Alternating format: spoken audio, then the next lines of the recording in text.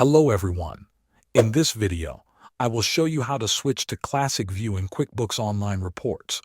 First, open QuickBooks Online in your web browser.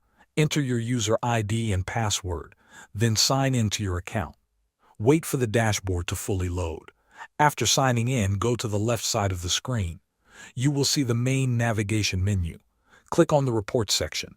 This will open the Reports page where you can see a list of all available reports in your QuickBooks Online account.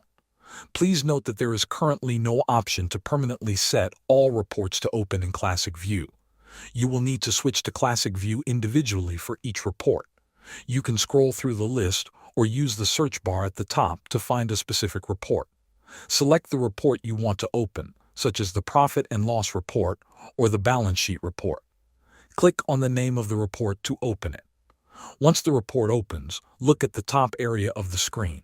If the option is available for that report, you will see a button or link that says Switch to Classic View. Click on this button. The report will reload and change to the classic layout. Thanks for watching.